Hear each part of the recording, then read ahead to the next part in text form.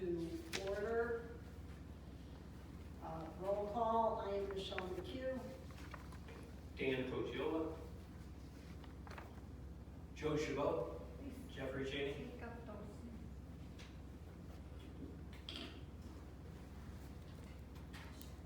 And as always, I will start with the charge of this committee. The committee is to recommend safeguards that will help prevent similar situations from arising in the future, to recommend policies and/or procedures to ensure the public remains informed, and to examine the business relationship between the town council and the Water and Sewer Authority and recommend any appropriate changes. And we will begin with public participation, starting with Catherine Dinsmore.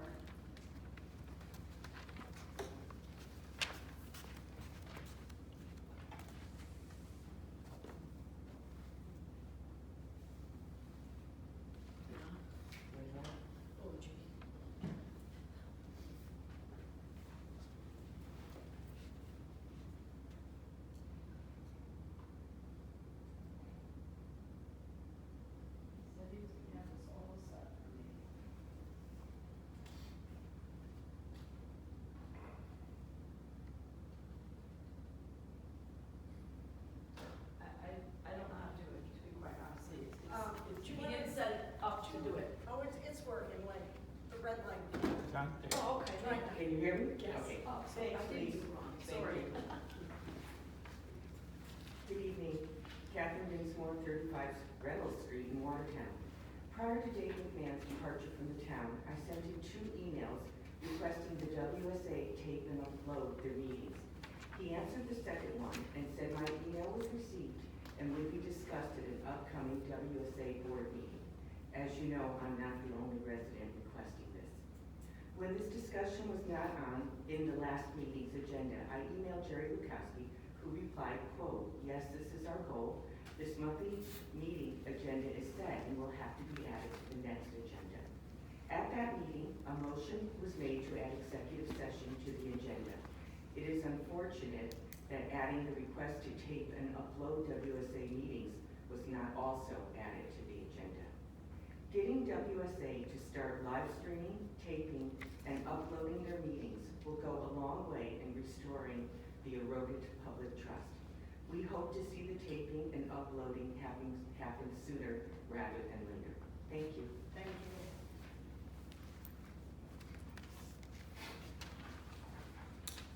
Richard Rosansky. Oh, I'm not gonna worry about it, I'm sorry.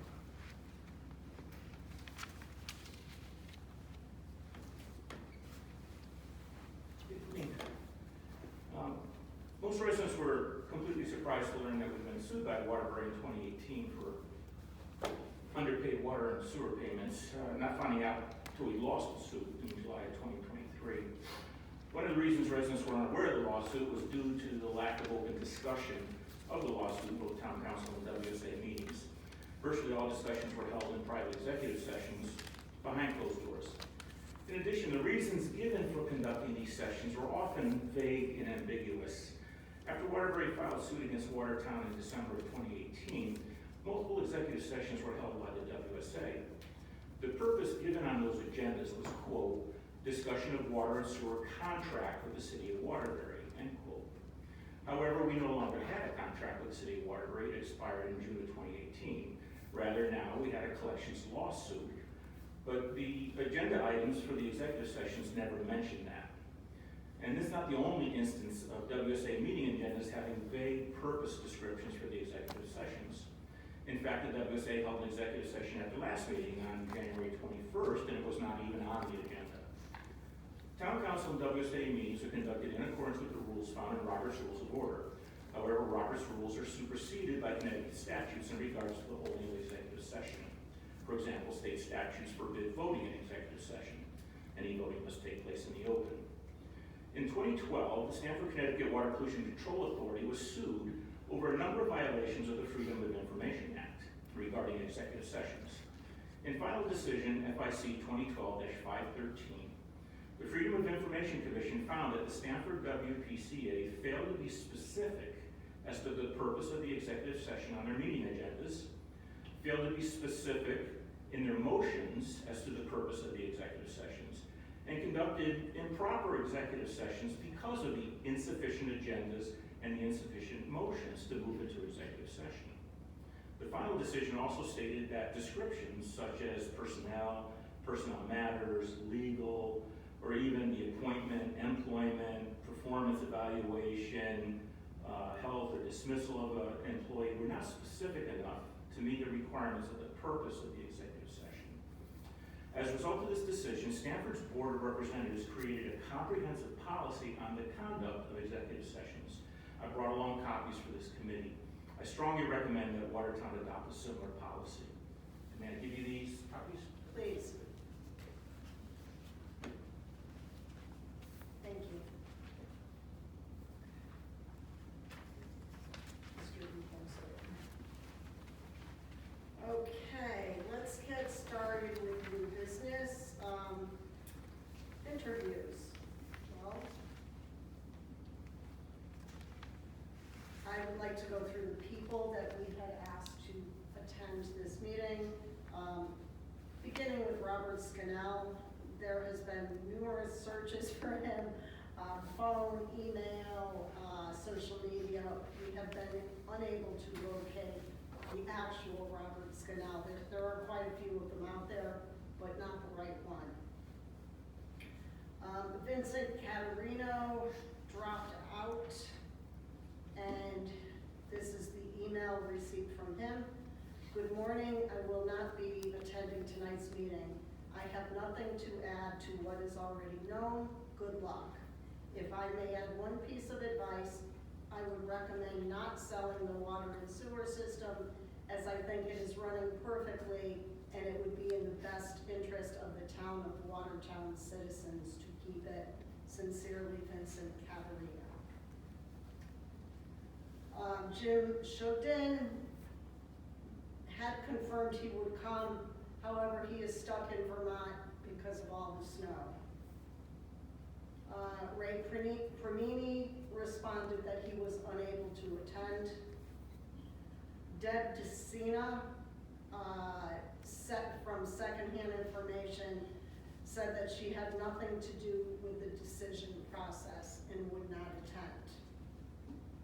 We did have a very lengthy response from Bill Hedberg, who was on the WSA Commission, and I will read it. It is lengthy, but he did reply via email to all of the questions because he was unable to be physically in the state of Connecticut for the interview.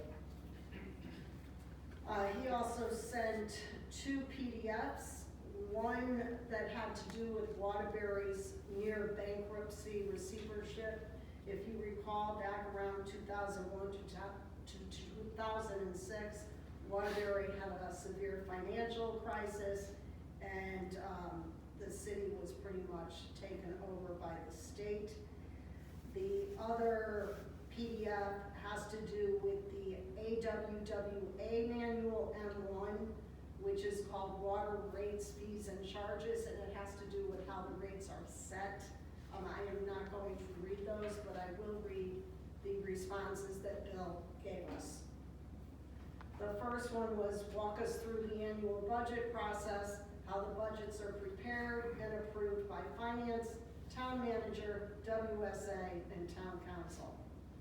The proposed budget is prepared by the WSA superintendent and staff and presented to the WSA for review and comment, usually in January each year. After any updates, revisions to the initial budget draft, the superintendent submits it to the town manager and the finance director. It is not approved by the WSA per se. It is simply a recommended budget. The town goes through a similar process of reviews for each departmental budget proposal to come up with its recommended budget for the budget referendum. Ultimately, it is the voters that approve it or not. Does the WSA have a formal risk management process? Answer. When I was on WSA, I do not believe there was a separate WSA risk management process. Generally, the WSA would have been required to follow the town's risk management process. I left WSA by December 2020 and do not know whether a department level augmentation of a town-wide process has been established. Looking back where you were involved in the process, would you have done anything differently? Answer, differently? Yes, of course.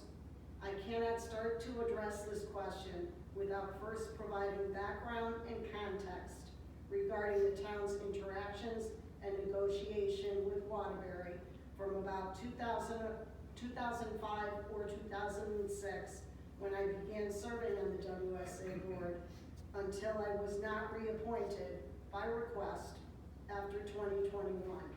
This is a complex history and cannot be easily understood from terse answers to simple questions.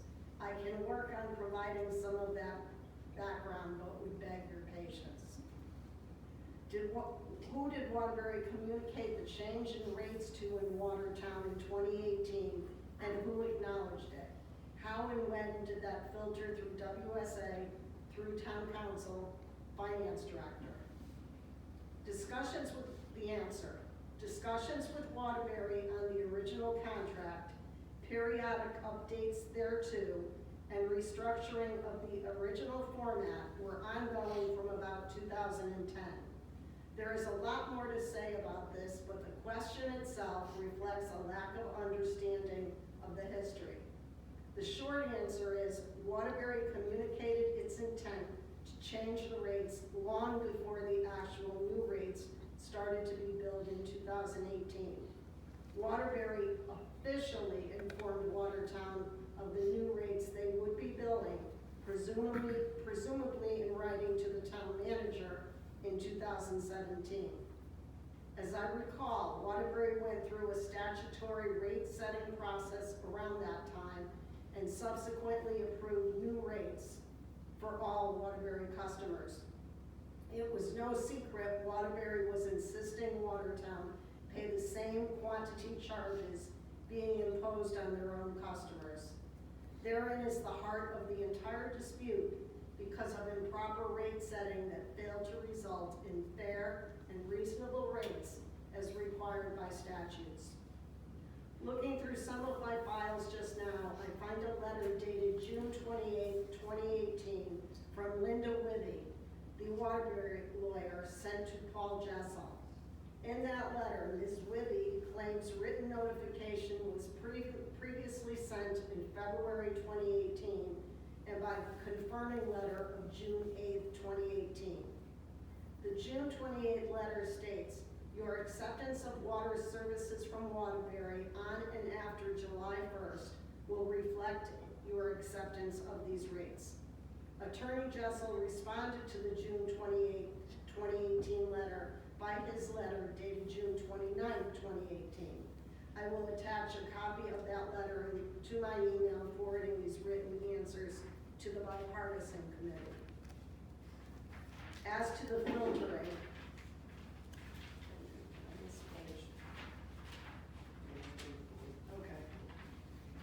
as to the filtering, all involved were aware of developments as they occurred during that time, to include the WSA board, WSA staff, town manager, town attorney, finance director, and the town council.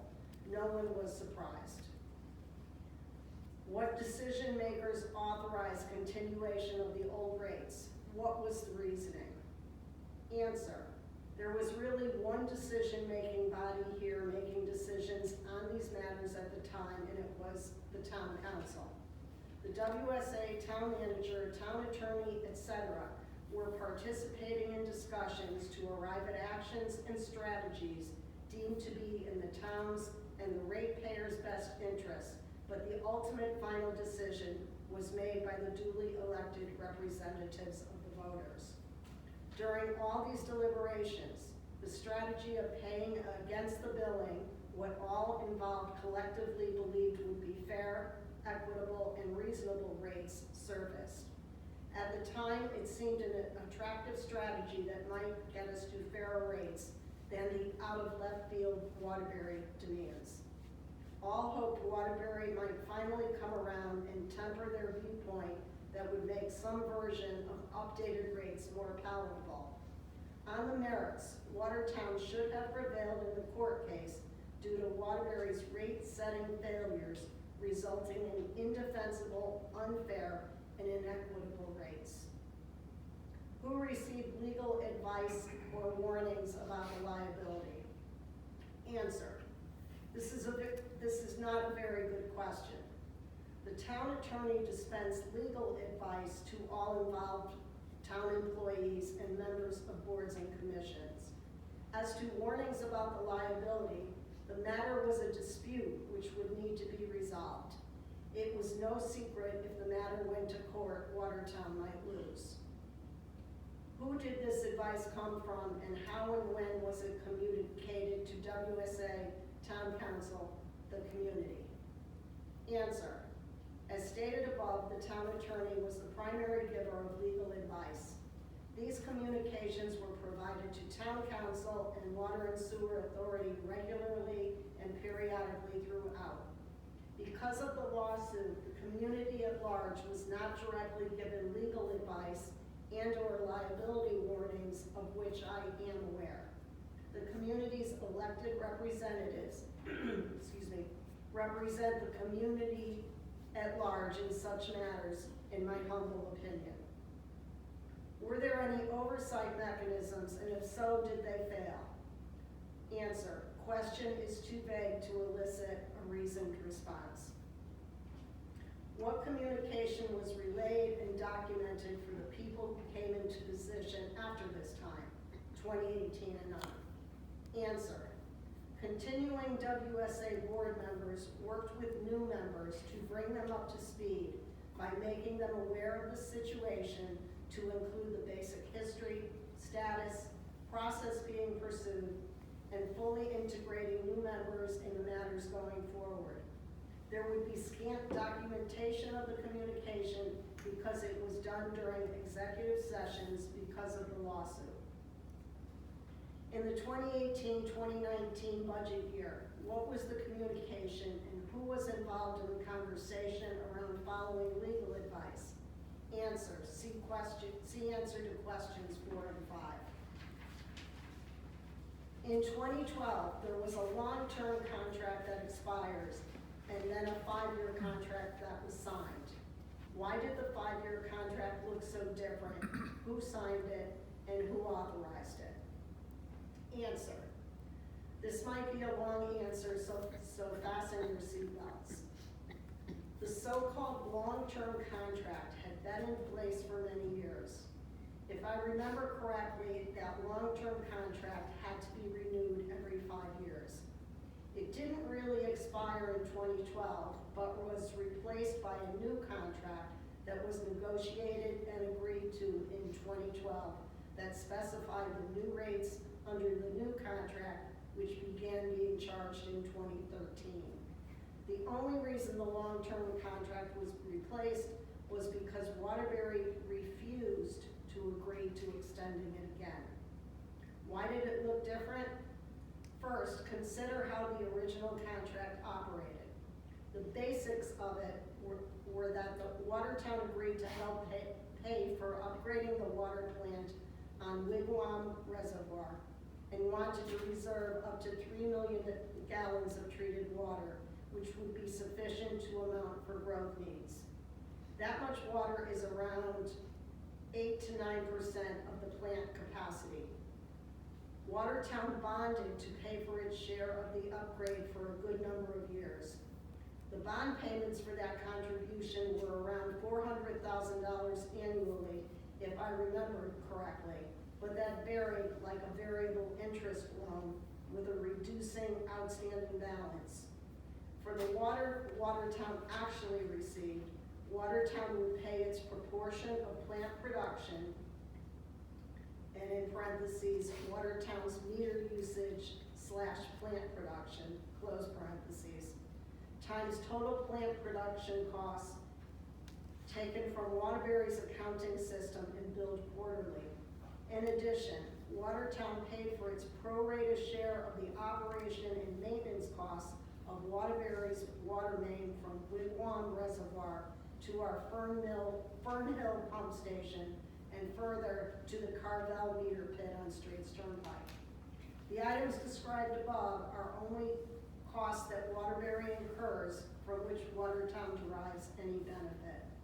Said another way, if Watertown was not getting water from Waterbury and hence paying nothing, then Waterbury would be monetarily in the same place as it is when providing water to Watertown under the terms of the old contract. Except the old contract also included an additional 10% cost to the cost reimbursement to Waterbury, so that Waterbury was able to enjoy profit to that extent just because by selling its water to Watertown. The contract that was agreed to in 2012 looks so different because it changed the structure to the new format.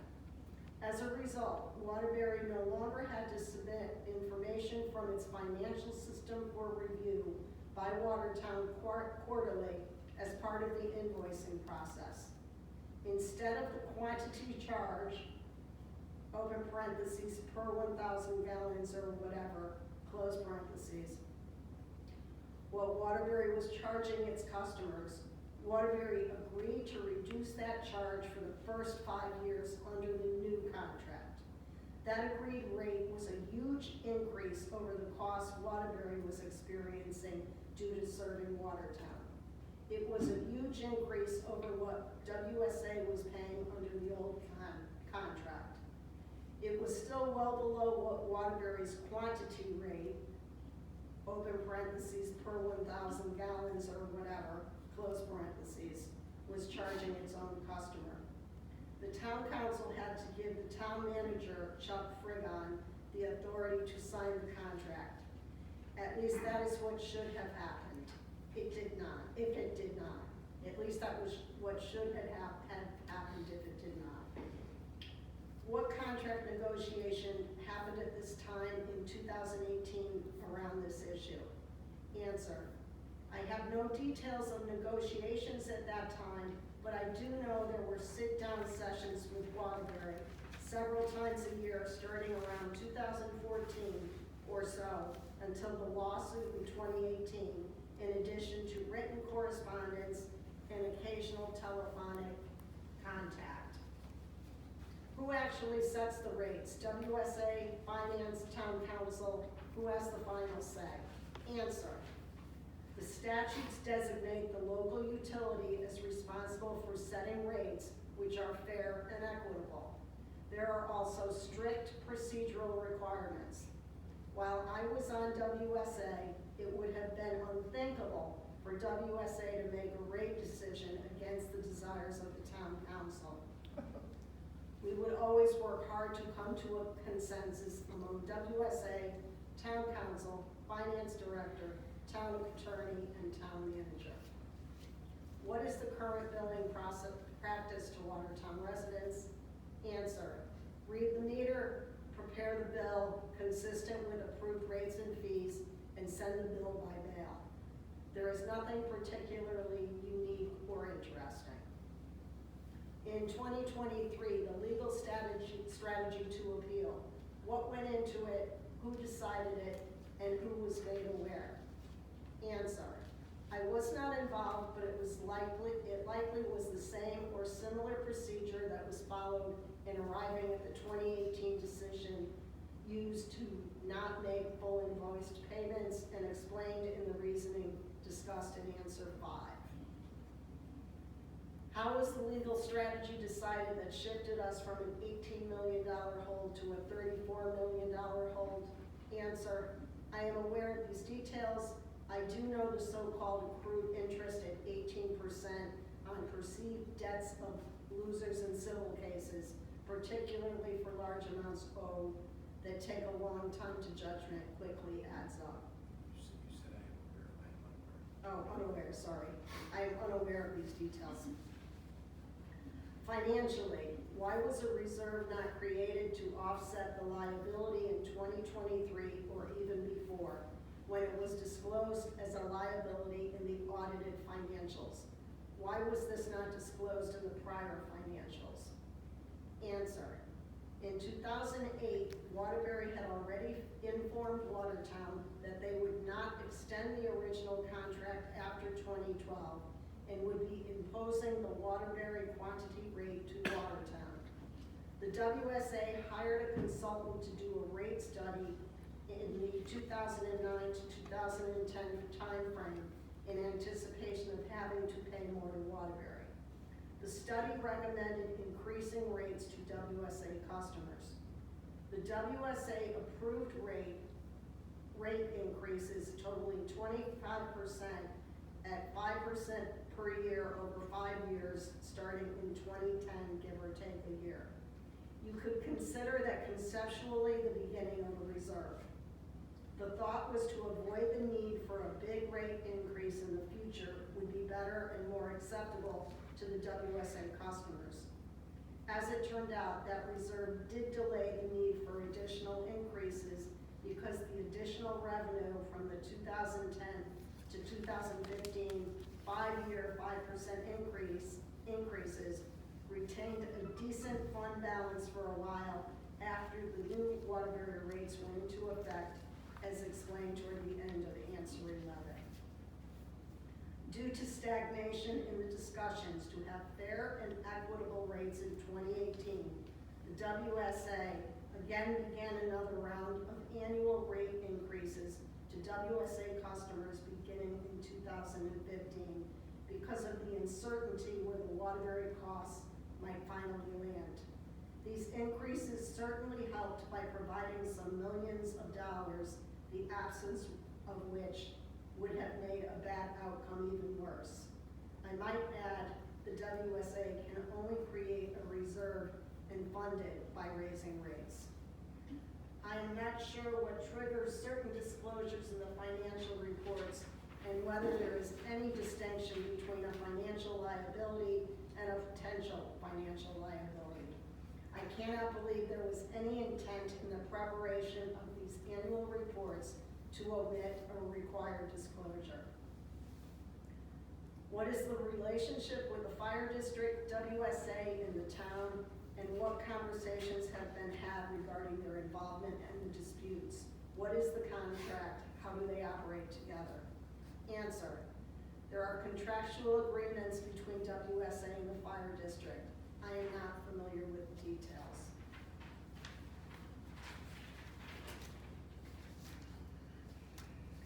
What are the essentials of a rate-setting process for a public utility to ensure that fair and equitable rates are achieved for all ratepayers as required by law? And actually, this was a question from Bill Hedberg. He asked the question and he answered it. The Bible regarding rate setting, especially for public water systems, but similarly applicable to most other utilities, is a publication titled M1, Water Rates, Fees, and Charges. This publication has been the standard for the industry for decades. It is published by the American Water Works Association. I am attaching a copy of the table of contents, introduction in chapter 1.1, overview of cost-based water utility rate making. The table of contents shows the detailed content included in Manual M1. The message is that the rate setting process is simple in concept, but complex in application. The introduction provides the big picture view of the AWWA recommendations. In doing so, it clearly and strongly states its support of the cost-based methodology. The rest of chapter 1.1 discusses the objectives of cost-based rate making, which provides the essential background needed to understand Waterbury's failures in dealings with Watertown and the WSA. I have highlighted which I believe are the most important things to understand. The key concept is the identification of classes of customers that the utility serves. A A customer class is one where each member included in that class has similar characteristics on its scale, scope, and impact and cost to the utility to serve that class. Going back to the original contract with Waterbury, that contractual arrangement was in essence recognizing Watertown as a separate class of customer than most of their other customers. It recognized that Watertown was a bulk wholesale customer for which Waterbury did not operate and maintain distribution lines, did not operate pumps and storage tanks, did not flush hydrants and mains, did not bill customers, did not read water meters, etc., etc. Under the contracts, Watertown was a class of customer with only a couple other customers in that class. Other towns Waterbury serves in bulk and Watertown should have rates set according to the methods described in the AWWA Manual M1. Waterbury has rejected applying cost-based rate-making methods since refusing to negotiate a new contract that would include the same underlying principles outlined by the AWWA that were applied in the previous contracts. When the new rates were imposed in 2018, the last vestige of cost-based rates disappeared.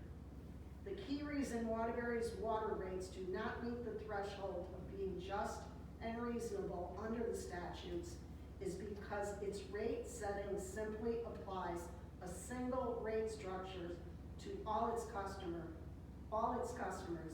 ignoring differences that exist between different classes of customers. The result is Watertown gets severely disadvantaged because a bulk wholesale customer like Watertown pays way too much, and all the other Waterbury customers pay in total way too little. The differences between Watertown WSA and a Waterbury resident serving a family of 5 are huge. The one-size-fits-all approach couldn't possibly be misapplied more disastrously than here. I first presented this information regarding cost-based rates, including the Manual M1 extract, to the WSA, its superintendent, the town manager, and town attorney to hopefully be beneficial in the discussions and negotiations with Waterbury around 2014. I had previously participated in the discussions, negotiations in the 2011-2012 timeframe leading up to the new 2013 contract that sharply increased previous rates, but were still significantly lower than had the full Waterbury rate been applied. Further thoughts on question 5. Let me just read question 5. What decision makers authorized continuation of the old rates? What was the reasoning? Answer. As I stated, the town manager, town council, town attorney, and WSA were generally agreed to the strategy. Ultimately, the green light was given, the first invoice payment was prepared and sent. My understanding at the time was those partial payments were to be enhanced going forward, just as they would have been had the previous contract been continued.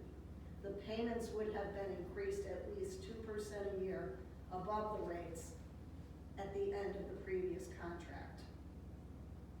Differences between the water situation and the sewer situation. This is his explanation. Most of the discussions were about the water system and rates until 2018 when Waterbury sued. There was a separate contract for sewer fees Watertown paid to Waterbury.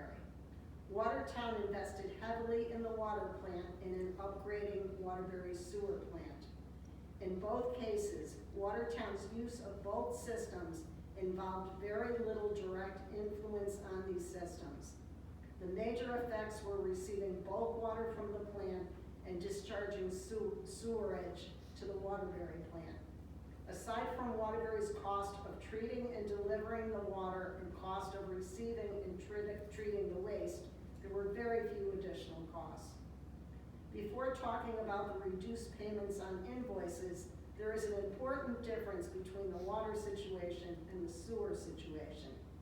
For the water system, the cost Waterbury experiences operating the treatment plant is a relatively small percentage of the total cost. For sewer, the cost of operating the sewerage treatment plant is somewhat higher percentage of total costs. Watertown sewer discharges are separately metered at the point of discharge into Waterbury sewer main. Under the previous sewer contract, Waterbury also prepared reports detailing costs of operating the treatment plant to justify billing the share of those costs attributable to treating Watertown's waste. Originally, I thought the 2018 suit was only about water rates. I actually do not know how or when the sewer rates were changed and somehow got mixed up in the lawsuit. Hopefully the committee has been able to sort out the facts.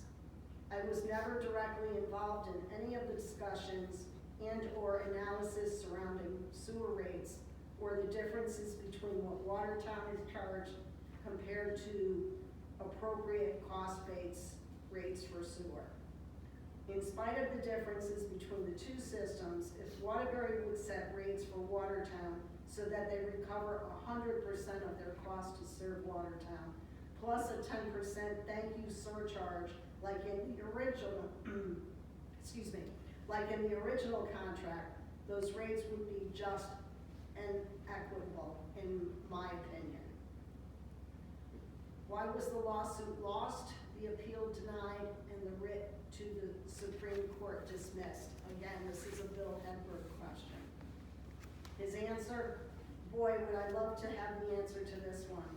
Let me start by saying throughout this entire process, going back to my first appointment to WSA, up until the rates were imposed on July 1st, 2018, it is my opinion that there were no major missteps and everything that could have and should have been done were done.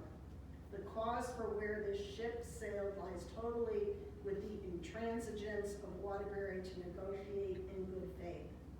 If you recall, around 2001 to 2006, Waterbury was in receivership with an overseer appointed by the state legislature.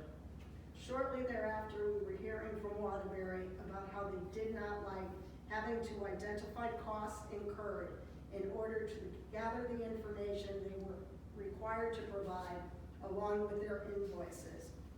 Fast forward to negotiations with Waterbury around 2010 as the contract was nearing its end, and Waterbury was insistent on the rates being the same for all customers and rejected cost-based rates.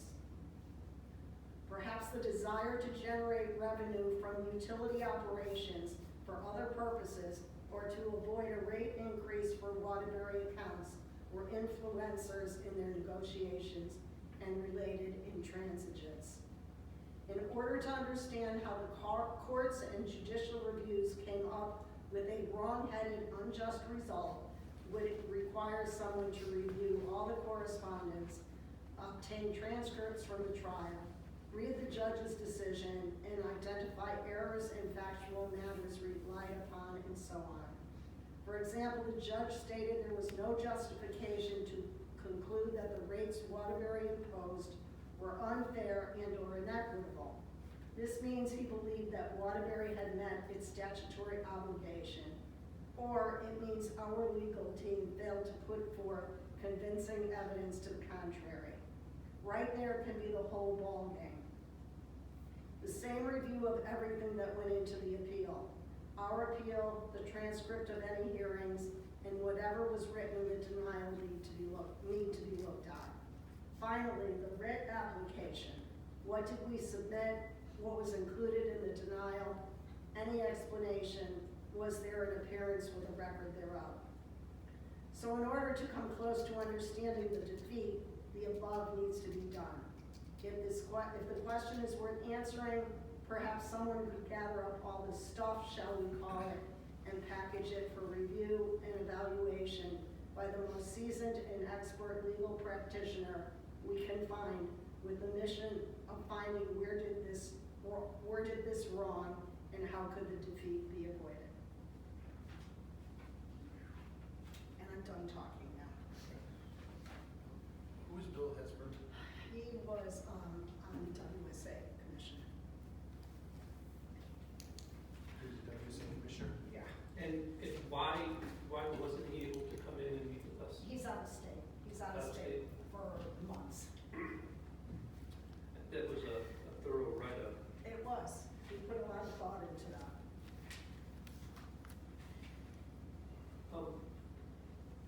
I'm gonna make a couple comments about what I heard. I heard so much that I can't possibly comment on all my thoughts.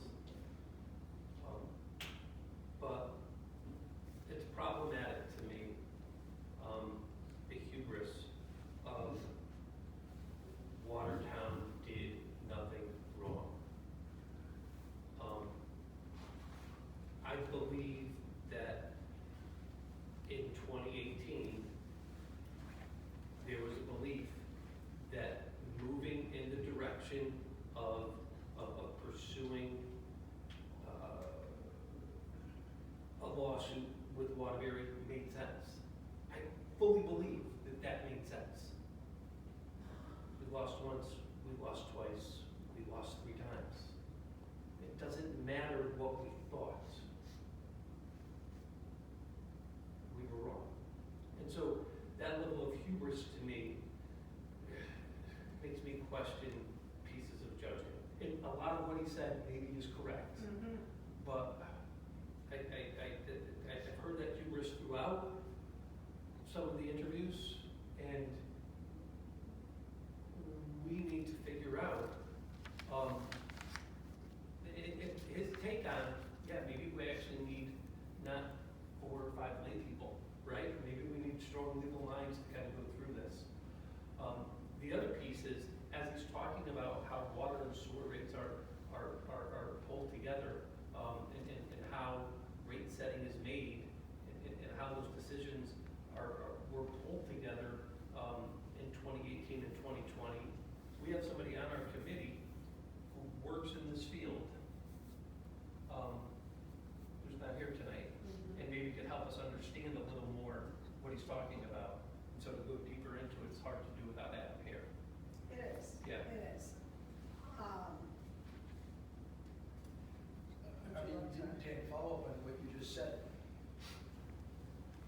to have a legal mind or a legal team to understand all that back and forth, is that even part of what we've been charged to come up with or make a recommendation back to the town council? And is there any possibility of rectifying what's already transpired after it's been gone to court 3 times?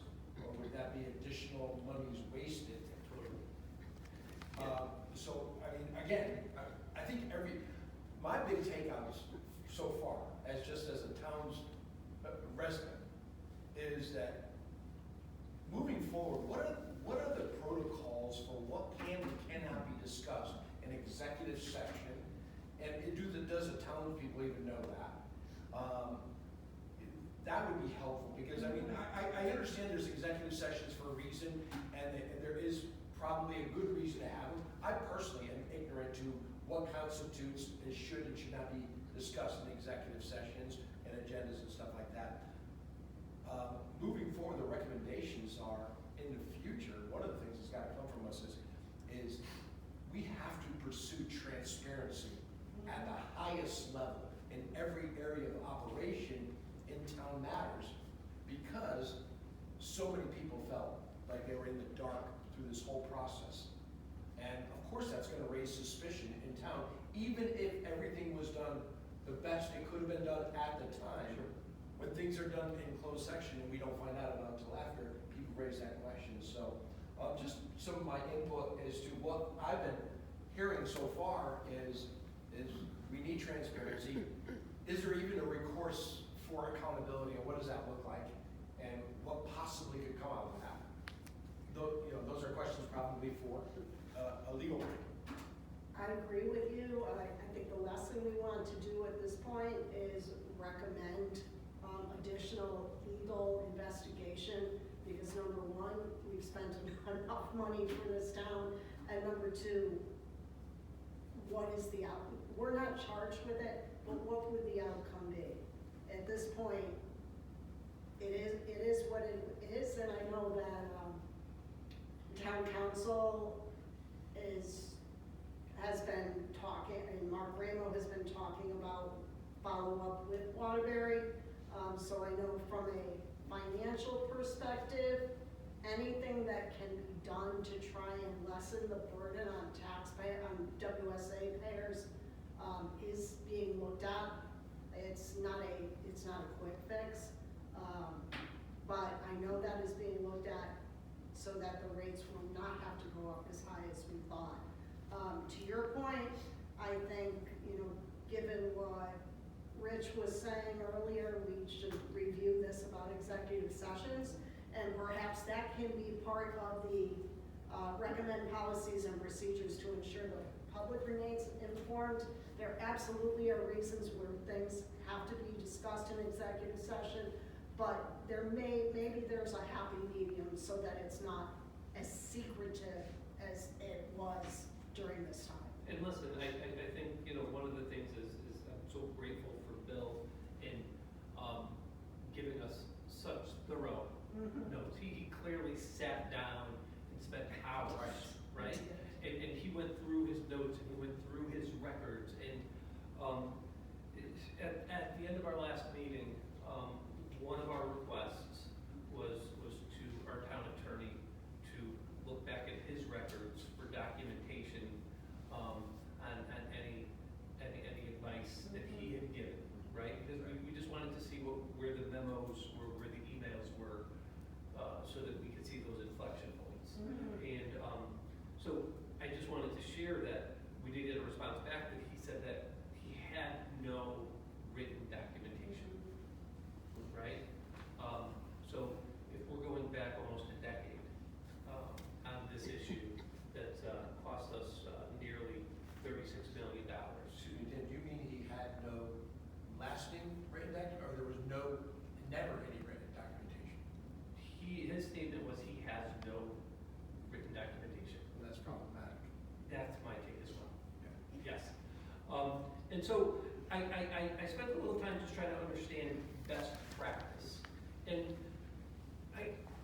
I can respect in attorney-client relationships, there absolutely is a space for one-on-one communication, without question. But in an organization like a town, where leadership roles change and shift, where elections happen and new town managers get appointed, the only record is the written record.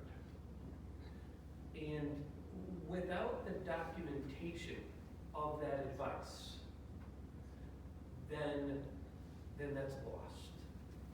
And so it's very well that there could have been advice given in 2017 or 2019 that was heard by somebody in WSA, but it becomes a little bit of the telephone game as that becomes 2020. And town council may have heard it in executive session, but WSA may have heard something different. Even if he gave the same advice, what they heard, because it's not written. And that's concerning and problematic. And when I reflect on my 3 decades in public service and in working with attorneys in executive session and out of executive session, formal legal advice is documented and memorialized in memorandums. And so I do think when we talk about what we need to do as a town government and a recommendation for this committee, we need to set an expectation for what our council needs to do. And it very well may be that there are certain discussions over, $100 that clearly you don't need to have a written memo about. But there are other discussions about $1 million that you do. And how you define that is a different discussion. But $36 million, 10 years, never elevated, never written. Like you said, Joe, problematic. And as, you know, town attorneys will not give a written, formal written opinion unless they are specifically asked. So, Cavallis asked Franklin Pillacy to write a formal written opinion. Number one, a lot of research goes into it. Number two, it costs the town a fair amount of money. So perhaps one of our recommendations should be, if there is liability or a lawsuit over X amount, whatever we decide to recommend, that we request a formal written opinion from whoever that town attorney is, whoever the attorney is at the time. Which, looking back, going back, there were a couple documents, the one that Bill Hedberg referred to, but there is nothing, you're right, attorneys don't put a lot in writing, but perhaps that is one of our recommendations. Any liability or a lawsuit over X amount, we get a formal written opinion, it's discussed, and everyone's made aware. But when this matter is brought to the town attorney, he has to give recommendations, whether it's formal and informal, and it has to be in writing regardless. I mean, there's a standard duty of care that attorneys are required to provide to their clients, Watertown being their client. And you don't just make random recommendations and then, we'll just see what happens. There's documentation.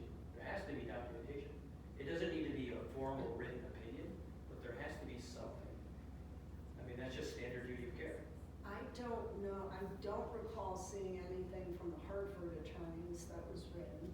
So, according to the Connecticut Bar Association, there's nothing in the ethics code that requires even them to write it in their notes. But, best practice, yes, Jeff. Yeah, right.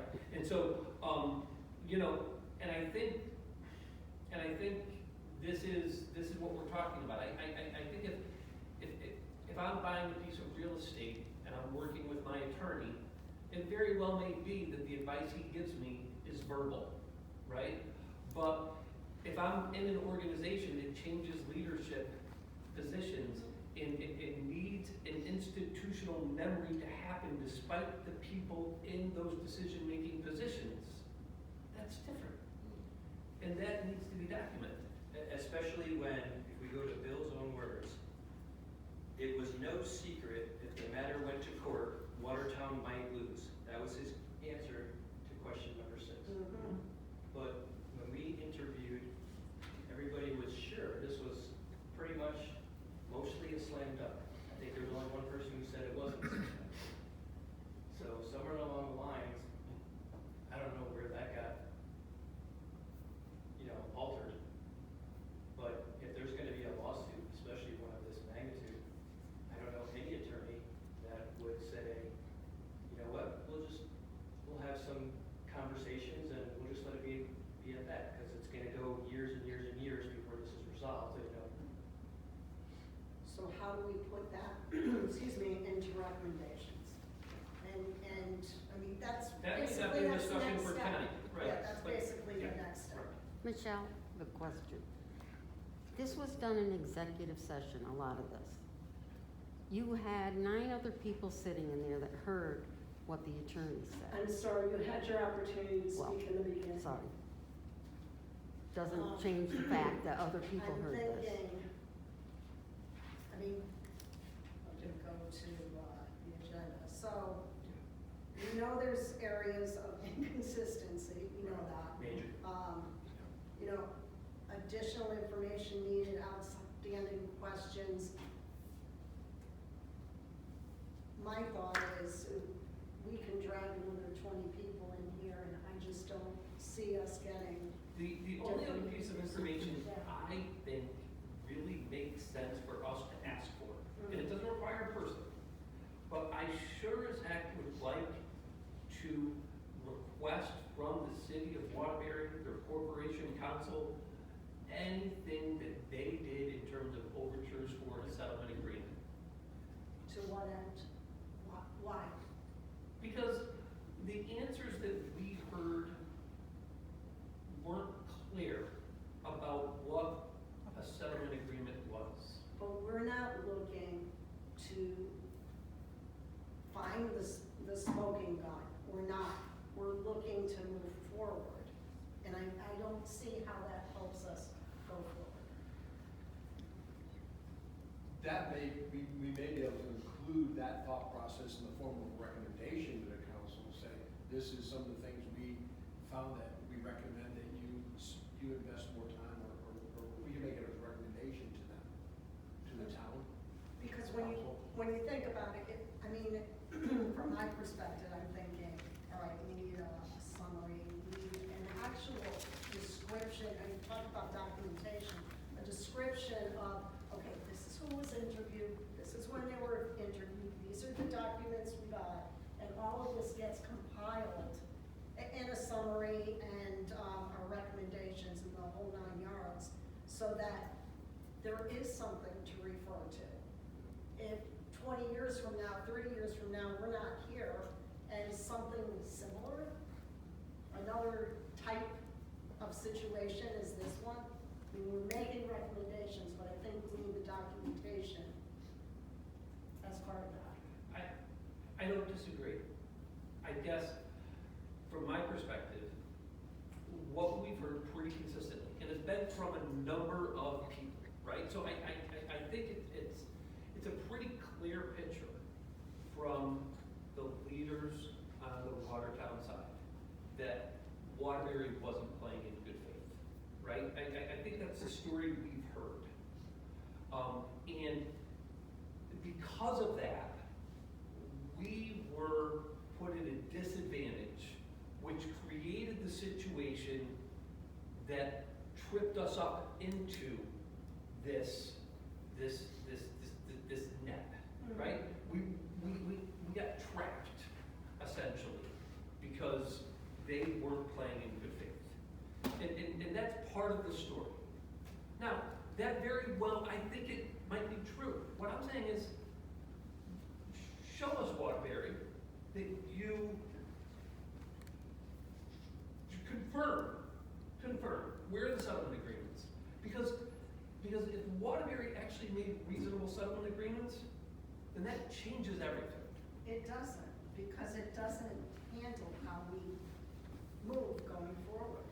Our job is not to go back and say, okay, Waterbury, you did this, you did that, or Watertown, you did this. Our job is to make recommendations going forward.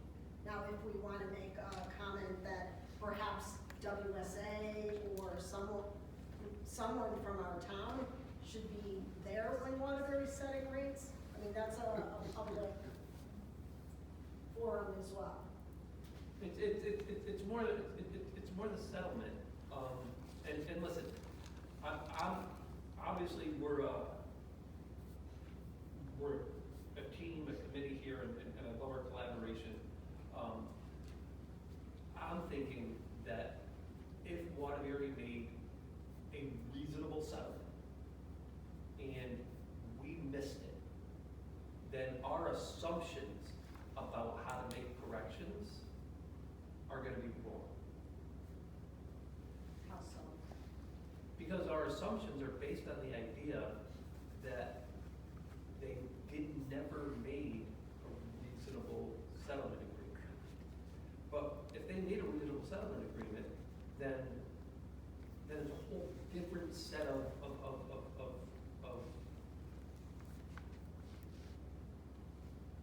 it's a whole different set of dominoes that are falling, which makes us maybe take pause and say, wait, what we thought were going to be solutions moving forward now the solutions really are, we're going to have to look at it differently. We have to. So I hope that's not the case, because that would require us to kind of go back to square zero, but that's one piece of information, and it's simple. All we have to do is ask it. I think that's gonna be a little subjective. And the reason being, and this goes throughout this, everything that we've been hearing, is that Waterbury felt they were reasonable in their rates. And what we've heard from pretty much everybody that has given some responses to us is that it wasn't fair. And where I see the disconnect is that there's actually a legal definition of what's fair and equitable. And I don't think anybody actually looked at what that legal definition is. Because, well, all I've heard is, we were always charged one way, now we're being charged another way. That's not what a legal definition of fair and equitable is. And for some reason, that seems to have been missed. So, Waterbury, their position is, we were reasonable, and our position, everybody here, has basically said, well, it wasn't fair. So I think it's gonna be subjective. Joe, what's your thought on that? Yeah, I think what Jeff just mentioned, having that, who was fair and equitable rates even discussed in any of the meetings, wasn't known at the time, this is what fair and equitable, and wasn't recorded in here. But if that was talked about in executive session, we don't even know.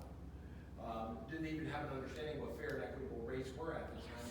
And if so, was this really just a gross negligence on seeing the writing on the wall that we could possibly lose, and let's move forward anyway? And make that decision, and again, I'm trying to hold my parameters of thought to how do we move forward, what's the charge we've been given as a committee?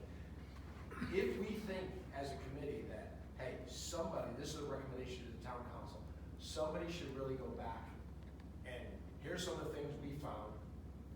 Our recommendation is you develop either the next move to hire counsel and pursue and going back. Is there a possibility of even getting back some of the townspeople money?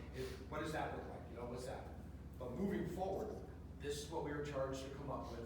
We were charged to come up with these recommendations. Here's our recommendations for moving forward to avoid being in this same spot ever again. And so, I don't know. I mean, I don't know how much bandwidth we have as a team to really understand some of the intricacies in all of this that was, that unfolded. Do we have that time to really, and what's it gonna change? How is that gonna impact our recommendations to the committee to move forward? Well, I guess, if I'm looking at what we just read here today, Yep. it was no secret if the matter went to court, Watertown might lose. This was from Commissioner of WSA. And yet, we went to court multiple times and increased our liability a ridiculous amount. So that's one thing we have to look at. Another, if I go by this, and we question this, is if we said, okay, if there's a potential we might, forget if there's not a potential we might lose or not lose. A question that we asked is, why was a reserve not created? And what he said was a reserve was created. WSA had a reserve, it was increasing fees to the residents over the course of years, and it had the money. 5% for. 5% for 5 years, and that was supposed to continue. What is that amount, and where is it? Well, that's one question I had in reading this is, where did that reserve go? And why was it not documented? I don't know. No, I'm saying this is questions, we're looking for